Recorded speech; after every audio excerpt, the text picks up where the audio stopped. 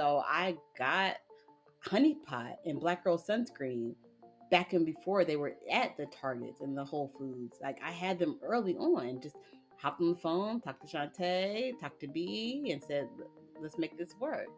And they believed in the mission. They believed in what I was trying to create, and so they were able to work with me. It was beautiful that I could be a part of the process of finding brands that I knew were going to blow up.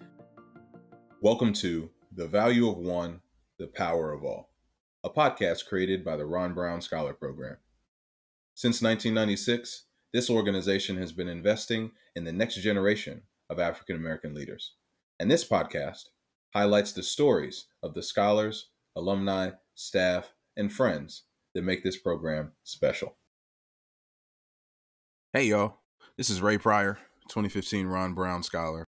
And in this episode, you're going to have the pleasure of hearing from Kristian Edwards. She's a Ron Brown Scholar from the class of 2005 and founder of Black and Green, an all-natural, non-toxic marketplace of beauty products made by Black women artisans. Kristian was thriving in her career in public health, first as an administrator at Johns Hopkins Hospital and then as a professor at George Washington University. However, her life changed instantly after surviving a gruesome car accident that left her in a coma and hospitalized for over a month. Out of this traumatic event, she decides to turn what was then just a passion project into a full platform that empowers the same Black women artisans she loved to patronize to scale their businesses.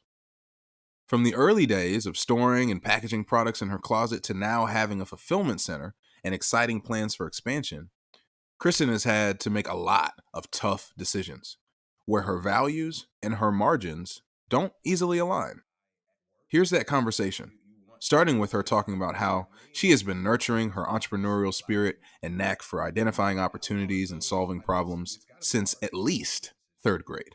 When I think about little Kristian was smart, but didn't really try. And so I was in school and I was good with making like my little bees, and I would try zero and make that happen. I think my parents saw that I wasn't really giving any effort. So my dad gave me a challenge in the beautiful dad way. He said, "Kristian, if you get all A's, you can go on vacation anywhere you want to." I was like, "Oh." At the time, we lived in Florida. So I think he thought I was going to say Disney World. But I said, "Okay, I want to go to Hawaii."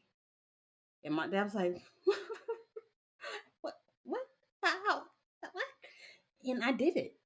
I got my all A's and we went to Hawaii. And that became like a family requirement. I expected to be able to go on a vacation every year. And after that, I got all A's until I went to college. So it was kind of the nature of my personality is that it's honestly the nature of my personality. If there's a problem, I'm going to find a way to fix it. But there's something I want, I'm going to find a way to get it. And so after that first vacation, I enjoyed it so much. I was like, "Oh, I always want to do this." And then I always want to, so I'm going to get all A's to do it. But I've been creating businesses the since the third grade. I think my first business was making bracelets for girls that I would sell. I would go home and those Lisa Frank bracelets, I think, I would make them little bracelets and I would sell them out of school. I sold ice cream for student council. I convinced us to sell some ice cream packs. Now we would do that at lunch and make some money. I sold pizza in high school, which was all personal. I don't know why my school allowed me to do this, but I ordered pizzas. I had them delivered. I did the math that a pizza I can order for $5. I can sell a slice for $1. So I had 12 slices of pizza. I thought, "Oh, I can make money doing this."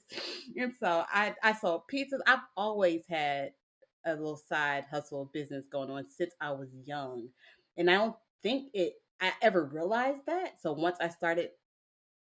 I continued kind of starting businesses, but I never really understood and realized that entrepreneurship piece of my essence that I just am. And I think the biggest thing is when I see a problem, because it wasn't even about making the money for the pizza. It was like kids were complaining that they were hungry and they had to take the buses and it's going to take a long time until they got home. I said, "Oh, okay, I can figure out a way to fix this. I'll sell y'all pizza after school, so that way you have something to eat until you get home. Because your mama don't get off till 5 or 6 o'clock. You're getting home on the bus at like 3, so you have these hours without food." That's like, I got you. So I think a part of my being is always trying to solve a problem. And I think that's the essence of what entrepreneurship is, right? You're Yeah. entrepreneurs like yourself, even in third grade, are able to see things that people don't see, right? Like someone could walk Mm-hmm. into your elementary school, in the pickup line and see a bunch of hungry kids that just want to go home and don't want to go to school. But you see Yep. something else. You see, oh, Yep. there's an opportunity here, and Uh and huh. Uh and huh. I think that same instinct was probably why you were able to receive your dad's kind of deal with you so well. It's because, Yep. Mm-hmm. when you see the purpose behind something, you're gonna activate. I got it. Bingo. And my dad was probably brilliant in realizing that was what I needed to to jolt me, because that's all it took. And he made that little deal, and I was like, okay, cool. That's what. So he understood the way my brain worked, to say, if I give Kristen a goal, she gonna meet that goal. Right. Right. Hmm. Yeah. Yeah. That's a good dad. That's a good dad right there. Yep. Yep. Uh, and growing up as you start, doing amazing in the classroom, hustling on the side, and doing various things in elementary school, middle school, and high school, end up becoming a Ron Brown scholar, end up going to Yale. Hmm. Was going to a place like Yale something that you had thought about for a while, like in your younger childhood, or was that kind of something that you discovered that was a possibility for you Yeah. later on, and just kind of took advantage of it? I'm trying to think if I ever. I was not. I always wanted the best. And so I wanted to see whatever the best was for me, kind of I wanted.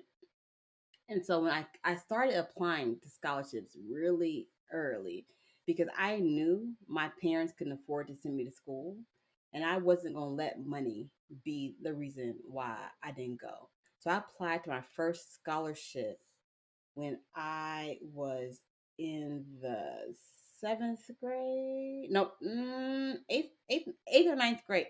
Earlier than most. I applied to my first scholarship then, because I knew I was going to try to make sure I I could go to school and money would not be issued. And my undergrad was completely free. I had enough scholarships to cover it.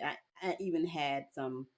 I I had more money than I had for tuition. So it was a beautiful thing to be. So I don't know, I didn't have a my mindset on, oh, I'm going to an Ivy like that. I didn't have that thought process. My biggest thing is I want to go into an environment where I can be myself. I think that was more important to me, that when I had these ideas, I can be in an environment where I could do them.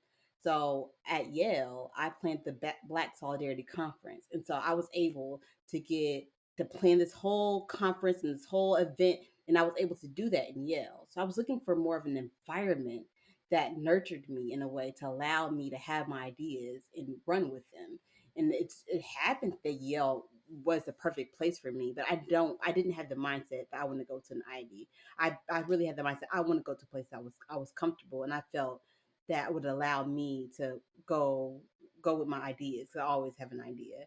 And I visited probably like 14, 15 schools, and Yale was the one that felt the best for me. That's interesting. As you talk about you in third grade, you applying for scholarships in late middle school, early high school, even at Yale, organizing that conference. All of those are kind of, I would say, precursors to what you're doing now. Like everything kind of connects. Like you can see a common thread of who Yeah, you are, what you value, what yeah. kinds of things what kind of Hmm. impact you're hoping to have on the world, and whatever environment you're in, you're going to spot it. Absolutely.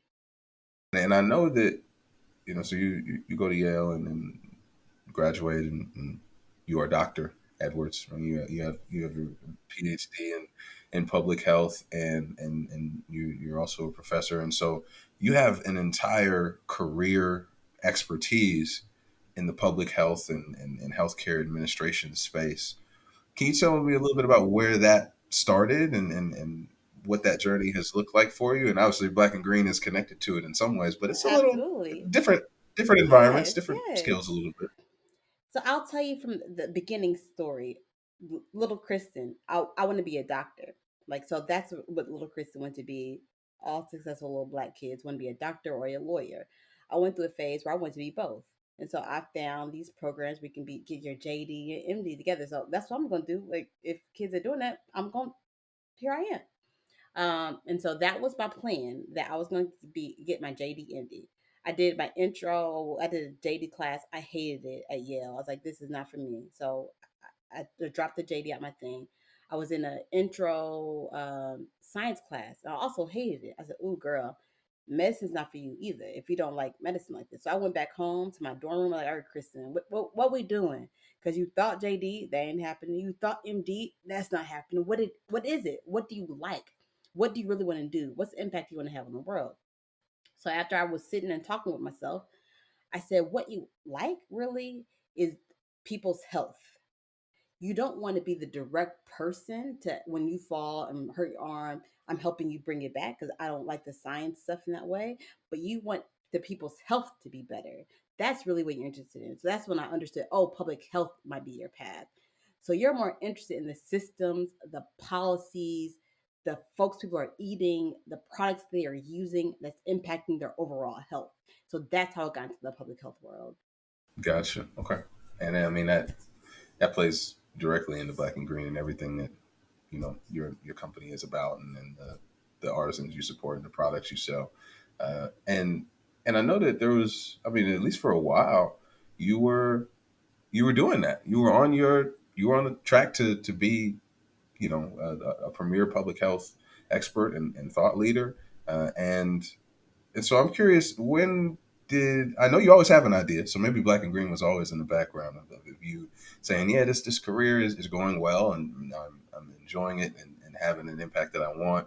But there's also another angle. When did you not necessarily decide to pivot, because you don't need to choose either one, maybe even early on, but when did black and green kind of, the idea come as, maybe I want to do this instead of just pursuing this career that's going well already? So I started Black and Green while I was still a professor at GW in 2017. In my brain, it was a compassion project.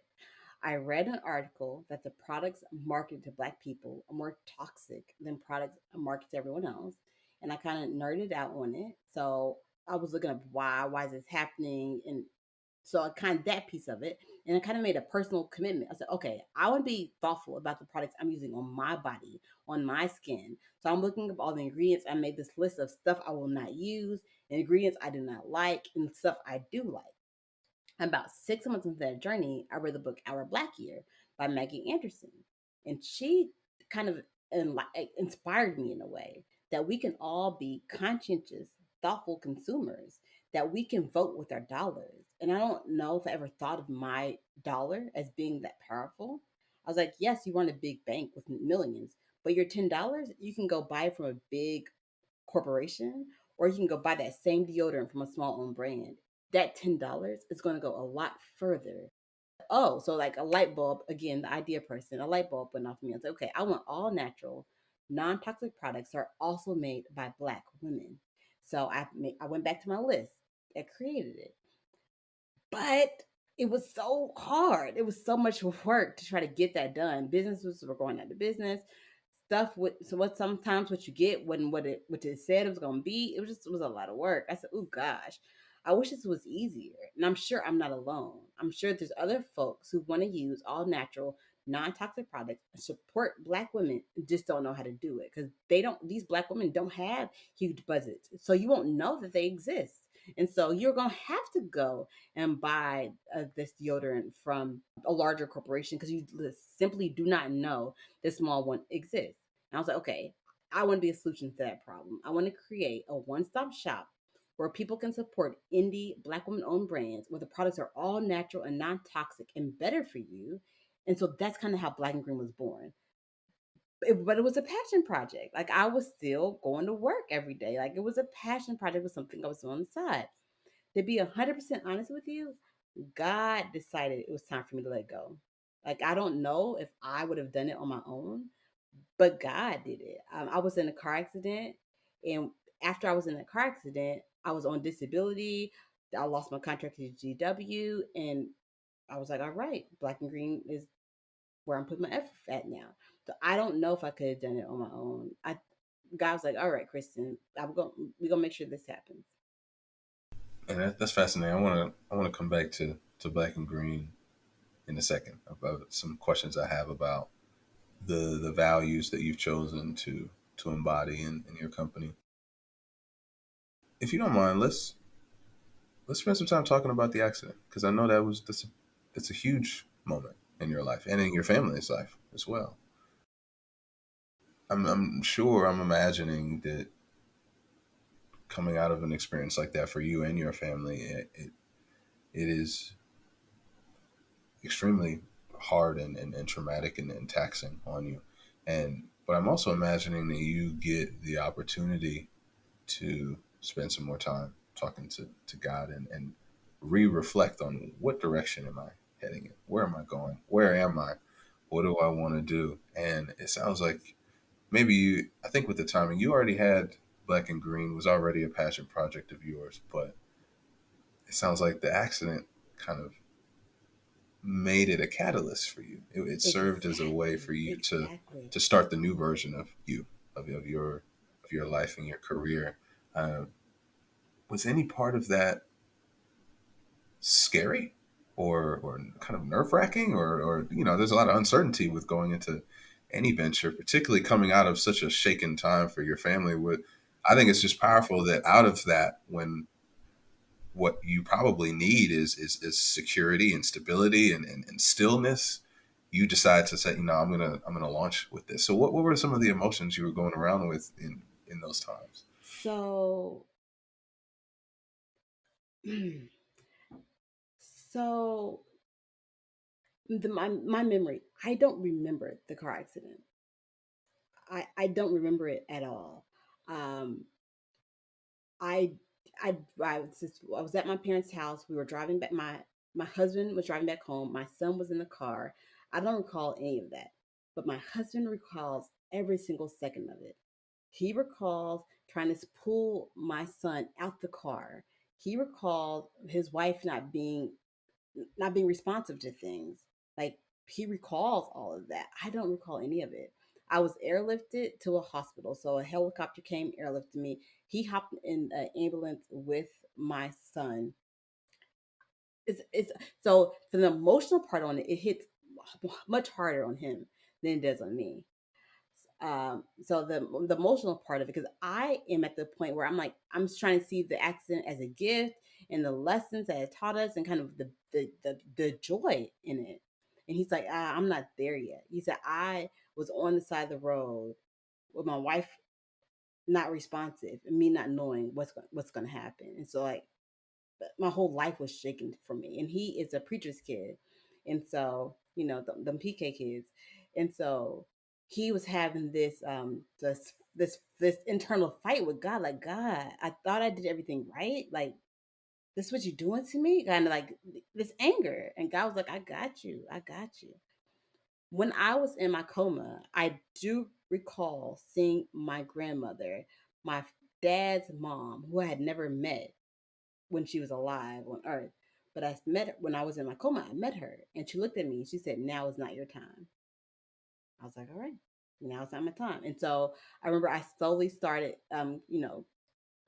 c- coming out of my coma. And it's not like one moment you just wake up, oh, I'm a coma, but you slowly start moving and stuff like that. And I was a fighter, like there's videos of me when the PT like, all right, we're gonna practice walking, or practice going upstairs. Okay, let's go. And I'm going up trying to do a lot. And she's like, "Girl, stop." I was like, "No, we gonna do this." And so my natural spirit is always to fight. But like, when I was in my unit in the hospital, my family was always there. I was never left alone. And that caused some fights with the hospital, because I think they wanted folks to clear out. And my family had a rotation that we would rotate, where one person will always sleep in Kristen's room. So whether it was my brother, my mom, my dad, or my husband, one person was always there with me. And so I think that And then they kind of felt, because they're there and they're seeing all this, they would see folks who were in the same intensive ICU that I was in, and folks never came to visit them. And so it's like there's just that difference. Like in my room, my parents decorated, they put pictures up, like they made it feel homey in a way. And like I think having them wrapped around me helped me um, survive and thrive in ways that without that family connection, I don't think I would have done. I think I fought through it because they warned my parents after the brain injury. They took my parents to the side and said, "Hey," my neurosurgeon said this is one of the most severe brain injuries he had ever seen, and he warned them that I may be a vegetable for the rest of my life. And my mom said he looked at that man and said, "No, no, that's not for my daughter. No, that just won't happen." So she said in that moment, even when I'm in the coma, so she's like, "No, that's not going to happen." My neurosurgeon now, he says all the time, he said, "You do things I've never seen. The way that you bounce back from this, like I just don't understand it." And so I think there's a beauty in that the beauty of my family, the beauty of my faith, the beauty of knowing that God got me and it's gonna all be okay. I think that is what pushed me through my recovery from that. It also changed my focus in a lot of ways, that knowing that God always has me, like always has me. And it's not for me to get in my own way. And I now see life like every single thing that happens is for a reason.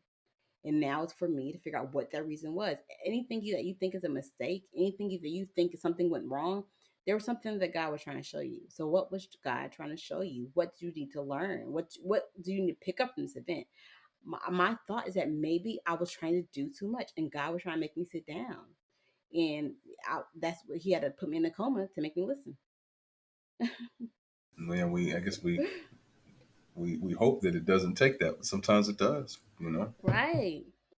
I can see that coming out of that moment, you come out with, like you said, a refocus on what really matters to you.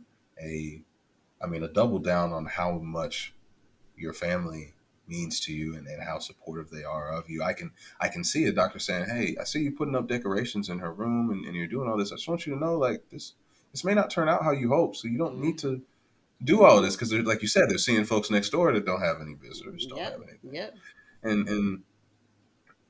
And that is a level of confidence, of clarity, of sureness, and a sense of self that I can see you taking into Black and Green that makes it successful. Without that, and you try to do this, it may not go as you want it to, Mm-hmm. because this is Yep. any business. You as the founder, you are Right. willing it into existence. Right. So ain't And nothing own gonna it. happen by accident, right? And you're coming into it with all those mindsets out of this really hard event, but turning it into something great. So thank you for spending some time, reliving some of that for the sake of this conversation.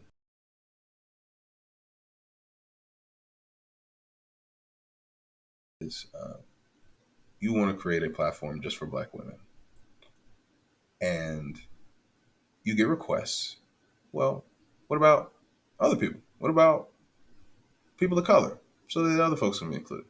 What about other women that are creating products, and want to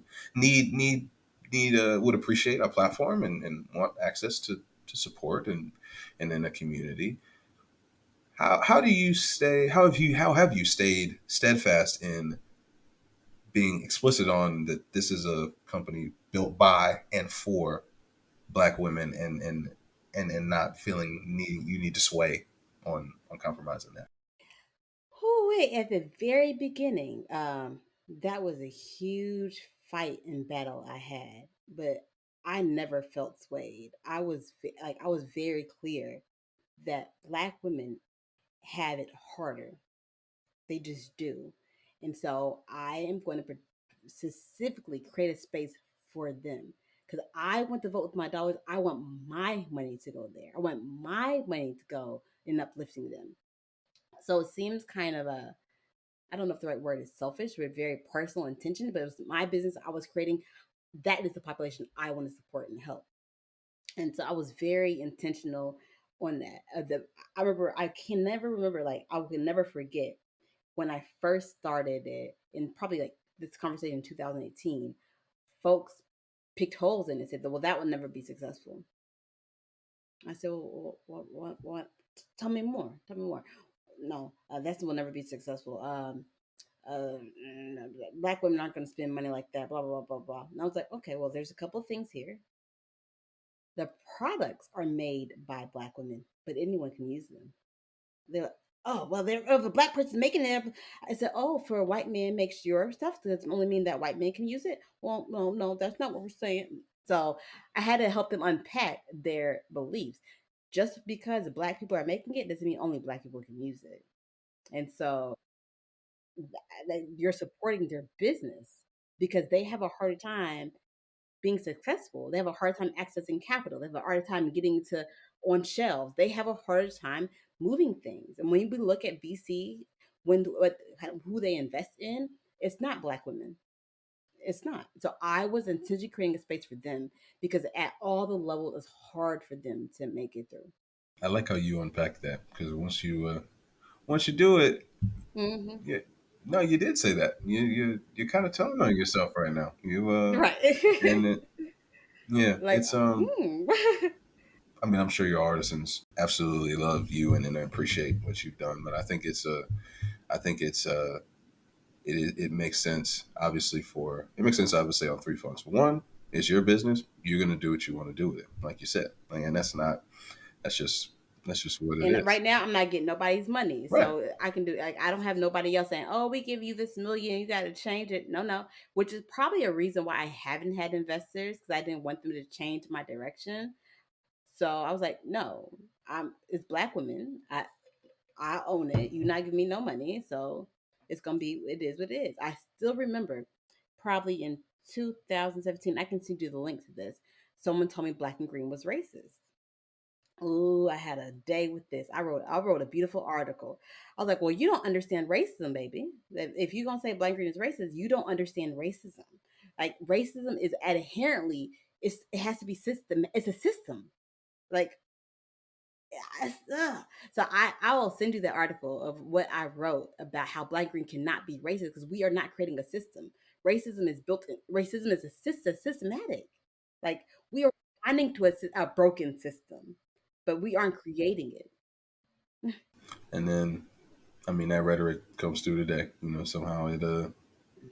Supreme Court consumes that rhetoric. Mhm. Mhm. It's the world we live in, right? Um, Exactly. Exactly.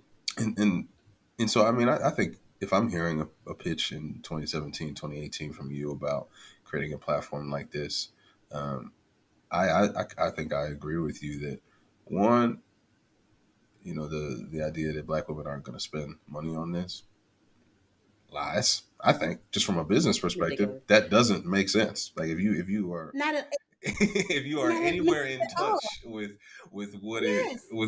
what Black women do to both look and feel Yes. and empower themselves through how they Yes. look, that's not where they skipping out on money. That's So there's not at money to be all. made. And first, and second of all, we spend two, three, four times in the beauty industry compared to everybody else. Yep. So it's like, come on, you're not even looking at the data. Yeah. You look at the data. Black women are leading it. Exactly. Exactly. So I can see that not being a huge concern for you. Mm-hmm. And then I probably put my foot down. I probably doubled down then. So after people kept pushing at me, I think that I was like, I'm definitely not doing it now. So even if I might have been more open to it in the beginning, after all the pushback, I was like, oh, I'm about to show you. I'm about to Yeah. show you. Yeah, you got to prove it now. Right. Yeah. Yeah. Yeah. And and so I don't think from a consumer perspective and end user, I don't think like what we just talked about a little before, whether it's a website, the branding, the marketing, the attention and due diligence you give to the products you sell, things are going to go off the shelf. I think you know Yep. that over time, Mm-hmm. it, it'll do that.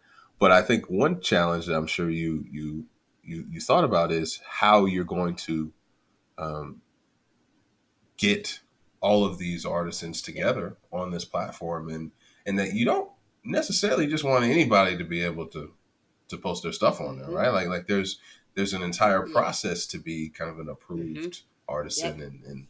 and vendor.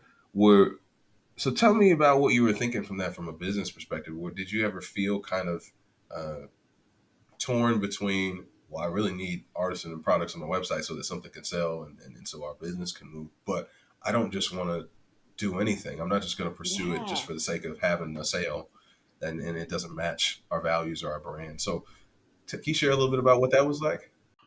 Honestly, I never felt that. I never felt that.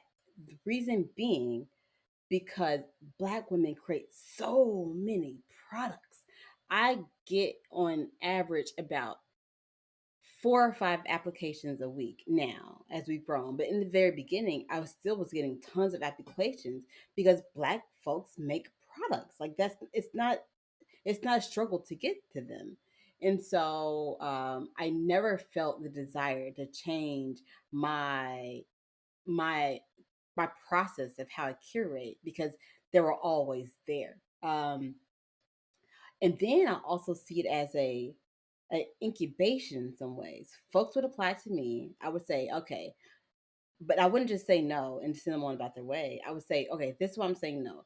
Your packaging is not good. Your bottling is not good, and I don't like this ingredient. You have fragrance in it. Pull the fragrance out.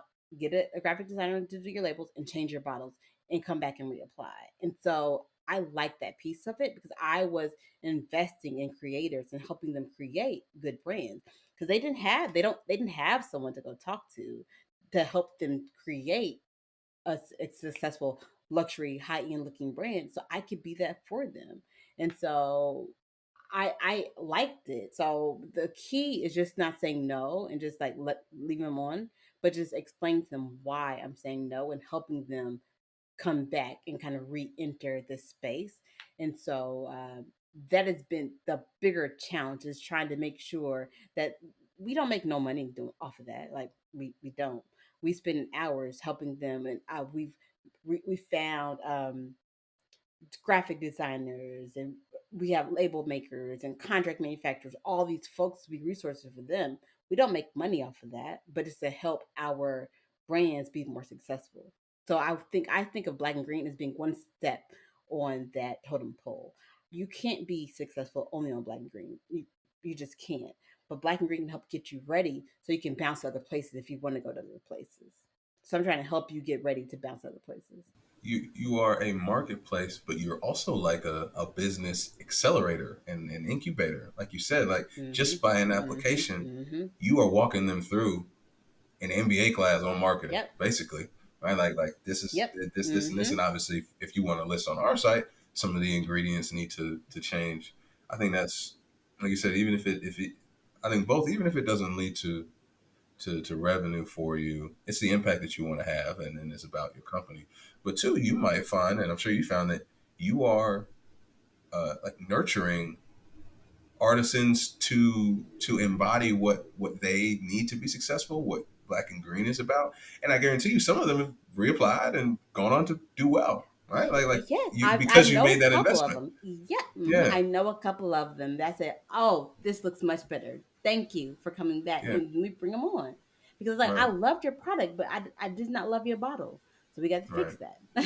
right. Like you said, Black women are always creating products on their own. Like obviously we have our few marquee brands that you can go to the store, you can go to beauty supply, you can get it. But everybody knows somebody's got a little something that they're doing in their bathroom. Or, oh yeah, mom or aunties, oh, they just make that from scratch. It's all natural. Or even you have some local brands that you can buy. So everyone's always creating, but the marketplace is missing, and that's where Black and Green comes in. And so I guess it just shows how in touch you are with your users, your artisans, with your market. You understand it, and how I can see why when you're explaining this to folks, and maybe even people who want to invest in you, it's kind of falling on deaf ears because if you don't get it, You you're don't not get going to it. see the value Uh in huh. Uh it, huh. right? And which is why it doesn't exist yet. We need someone like you Yep. who knows the value to invest their time, energy, and Yep. money into it because you know it will Mm-hmm. be successful. You know where Exactly. the potential is. I mean, what's also interesting is like again, Black women are always creating because they go to the store and they cannot find what they need. So it's like, all right, I'm going to have to make this myself. Everything has fragrance in it. I don't like the way it smells. I'll make my own. Hey, I haven't found the perfect hair conditioner yet. I'll make my own. I have eczema and I haven't found the right thing yet. I'll make my own. And so, and then they keep making their own. They share with their friends and family. Their friends and family say, "Ooh, you should start a business." That's where Black Green comes in. All the women who have been creating things on their own, their friends and family love it. They start their business, but they aren't sure what the next step is. Exactly. Yeah. That's powerful.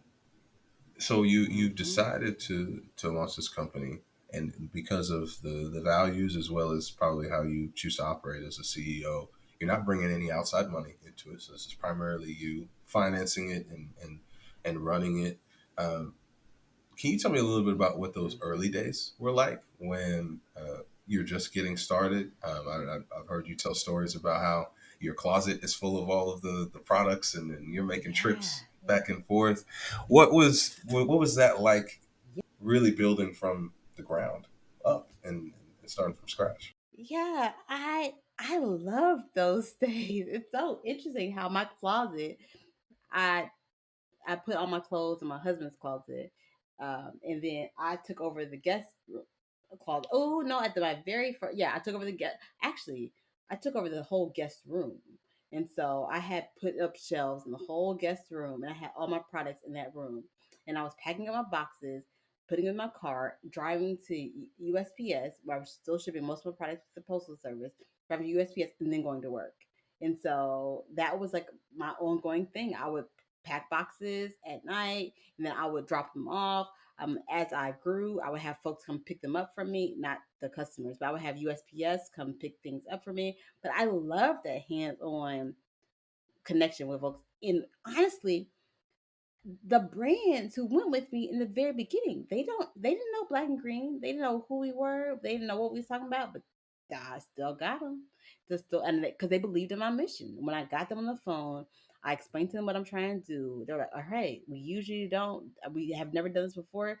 But let's give it a try." And so I got Honey Pot and Black Girl Sunscreen back in before they were at the Targets and the Whole Foods. Like I had them early on, just hopped on the phone, talked to Shantae, talked to B, and said, "Let's make this work." And I was able to, because they believed in the mission, they believed in what I was trying to create, and so they were able to work with me before. And I was able to incubate brands and see kind of where they grow. I don't know if Black and Girl Sunscreen and Honey Pot also had a lot of outside money, so I can't take ownership in making them where they are now. But I was a part of that process, and I think that it was beautiful that I could be a part of that process of finding brands that I knew were going to blow up. Like kind of like almost like this weird sense I have. Like when I try something, I'm like, ooh, yeah, that's gonna be a thing. And I kind of know when brands are gonna be a thing. And like, girl, you're not gonna be a thing. So it's like I kind of have a sense of knowing when brands will blow up. Yeah, you're the Hmm. brand whisperer. You Yep. can see it before it's there. Yeah, and I've heard you talk about this, which I think is brilliant. Is that in those early days when you're dropping off at the post office before you go to work and folks are trying you for the first time, that kind of that level of intimacy that you brought Hmm. to how you packaged and labeled Yep. and wrote handwritten notes and Hmm. that is a big part of Black and Green success and Hmm. making those investments early on to not be robotic or scripted or come off super Exactly. corporate or anything like that. Exactly. You Exactly. still were able to now fulfillment center, right? And now you got Hmm. folks working for you and packaging Yep. and Yep. setting things up But they and still so black yeah. owned. You know what I'm saying? Like I never lost that. Like that's the essence of Black and Green is black owned everything. And so even our fulfillment center is a black owned fulfillment center. And I debated a long time if I was gonna pay for handwritten notes or not.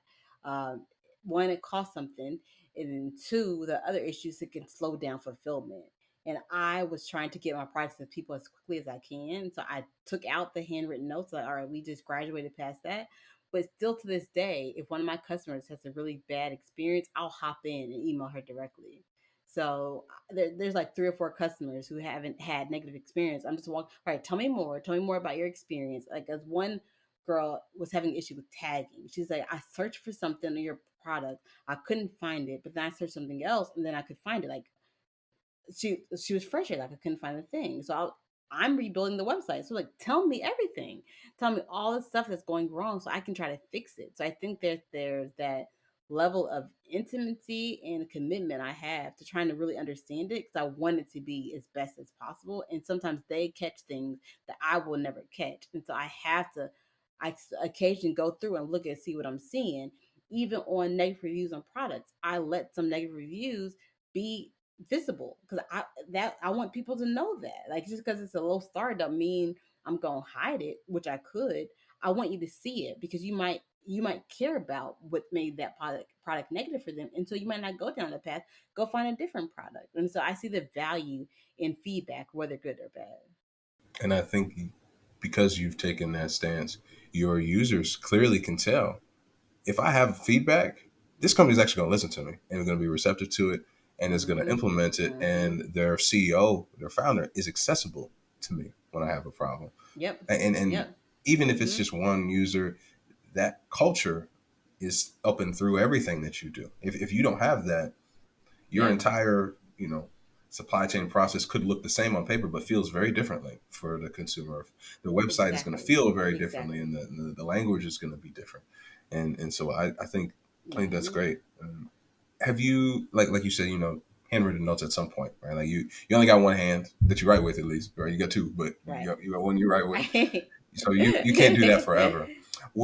Have there been other things as you've grown, or maybe as you think about the future, that you kind of have some cognitive dissonance about, that you're like, I want us to grow, Mm, but it would mean that we would lose this thing, or maybe there's the opposite. Maybe we're not going to mm, grow, compromising this this core tenet that we have. Have you yeah, ever had yeah, those kind yeah, of tug yeah. and pull moments? I have. What it comes down to is products I really, really want that I can't find a black woman making. So then I was like, I yeah, I create a whole space where black women brands can be successful now, and I've changed that systematic narrative in a way where back in 2017 they could not be successful because black and green has existed since then. They now know and they could be. So I'm changing that narrative in a way, and I have said I will be willing to let on a black man owned brand um, if they're making a product I cannot find. And I had an interesting conversation with someone else that said, I'm interested that you went black man and not women of color. And that was an interesting conversation that we had.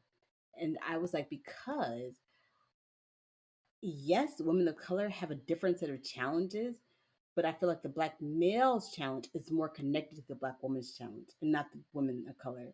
So there's more of it depends on which way I look at it. There's more of a gender story and there's more of a race story. I think the race story of black is I'm more tied to than the gender story of women. And I think that makes sense with what you shared earlier, that you know, making Mm-hmm. a women-owned beauty product brand, that could have been a layup for you. You could have done that. You would have Yep. you would Yep. have had people knocking on your door to give you money to expand and to have 10 fulfillment. Mm-hmm. You could Yep. have done that. And so if you choose to stick with black women, not expanding women, not expanding women of color, you're not deaf. Like you're not blind to Mm-hmm. what Yep. our Yep. what your peers, our counterparts, our partners might be experiencing Mm-hmm. Mm-hmm. in their marketplace too, and they're trying to do their thing. So um, yeah, that makes sense. Yeah, and there have been marketplaces that have opened since 2017 that they accept mostly black, not only women, mostly black and their allies. That's the way that they are branding themselves now. Yeah, I guess they took a note out of your book and then I guess added a twist, or you know. Mm-hmm. And that to give them more, and they also get capital. So I'm sure that probably changed some of the decision making processes. That basically, when money's in my, you chase another dollar, which is why I've always been hesitant to take money because I know decisions are going to often be looking through the lens of money. I have poor business moves in my model. For instance, I pay my artisans for everything that they send us in net 30. So if we send you a purchase order, As soon as it gets it, I pay for the whole PO in 30 days. That's a bad business model. I should only pay for what sells. But I don't do it that way. I also don't drop ship. I also have my own warehouse. And the reason why I don't drop ship is I'm working with small indie brands. So if someone orders it, this brand might not have it, the label might not look right. I can get my eyes on it before I ship it out. I wasn't ready to give it that much control to an indie brand. Ship it all to me. Can look at it, make sure everything's good. I will ship it to my customers. It's better for the environment because I'm shipping everything in one box instead of shipping in all these different boxes coming together. So it was and a customer has a better experience because now all their stuff is coming together. It doesn't feel piecemeal. I think that's powerful. You say you do what is quote unquote bad business moves on purpose and with intention. And when you describe it, it doesn't sound bad or unwise. Like it sounds right. Yep. And if you understand how to do it Mm-mm. in a smart and strategic way, and you know that, and you know your consumer, and you know your consumer will appreciate and care for you, you know your artisans will do that. They'll take care of you. Exactly. It kind of like it goes together. If I take care of them, take care of me. If I'm playing hard nose with them, I'm not taking care of them. They gonna play hard nose back with me. So I try to operate my business more out of like love and like I got you, you got me type of thing, more so than like being so hard. The numbers, a dollar and cents is what makes it sense. If this is shipping myself for more than 60, 90 days, I'm shipping it back and I want a refund. No, I'm not going to do that to indie brands. They probably had to take a lot of money to get me the price in the first place. I'm already doing it at wholesale and not the MSRP. So they're already like, it's less than what they can get. They sold themselves. Like, I'm just not willing to do that to them. I think it's powerful what you're building, because I think a lot of founders, including some scholars that I've talked to who have their businesses and who also want to start them, I think we get a lot of pressure to don't do things the way that other groups do business. Don't do business how Black people do business. Don't do things in a way that doesn't only isn't explicitly about profit and squeezing margins in every place you can, and making sure that, like, this zero sum game in business that I think a lot of entrepreneurs feel pressure that, oh, if you're going to be a legit business, and instead of just being that Black owned business that we know, you got to do things that way, you know? Right, right. And I even heard Black owned brands. I don't want to lead where I'm Black owned brand. I'm just a Yeah, brand. Da, da, da. I'm not Black owned. Like this kind of like that's like a negative thing to lead with Black yeah, owned. So this is something we look at. We're gonna go look at your social media. If you're a Black owned brand, but all your social media has white folks, you ain't the brand for us. That means you don't care enough about right, it to represent yourself, and we don't want that on our platform. yeah. I'm gonna. This is something I'm thinking about, because I think your thesis works both from a social impact perspective as well from a business perspective. But Mm-hmm. here's a question for you: if if sticking to the values that you have meant over the next decade, you Black and Green doesn't grow, it doesn't Mm-hmm. continue to be successful, Mm-hmm. would you still choose that route and stick to your values, or if it got dire, would you pivot and change what you're thinking? Yeah, yeah. That's a good question because that's happening. Black and green was going up like this, and now now we're going back down.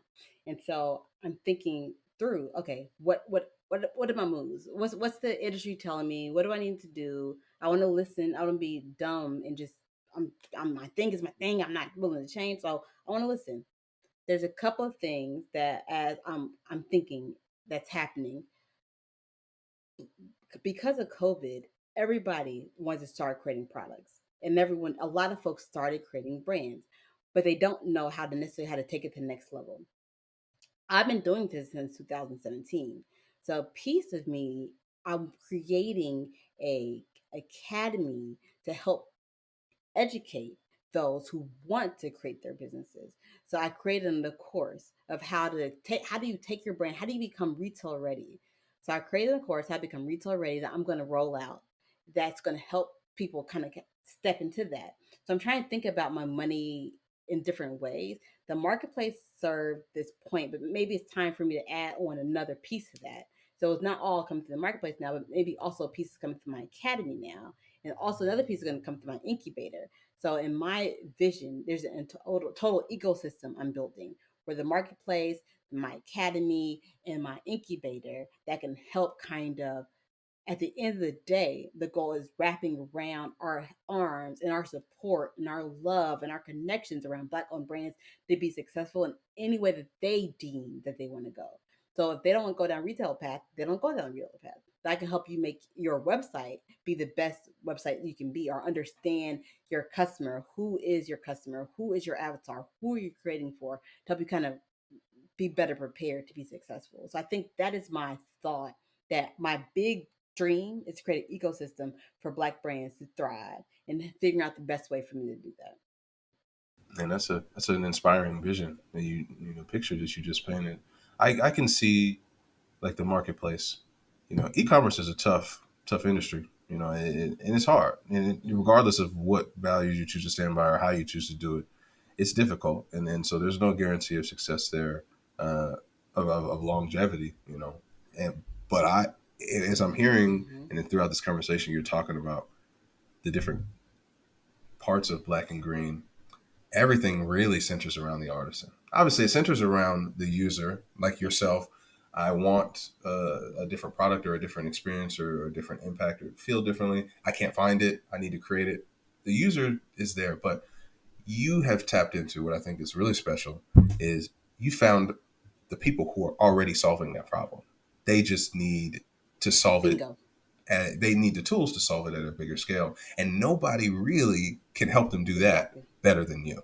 Maybe you can go and sell it at Target, right? Like the brands you've helped. Maybe you can go on Amazon. Maybe you can do that. But you're not going to get there without going through Black and Green. So I love this picture that you painted of a Black indie brand who wants to be retail ready. And you in Black and Green is not only the marketplace to get them listed, the services, the consulting, the software maybe that they need, the marketing, the graphic design.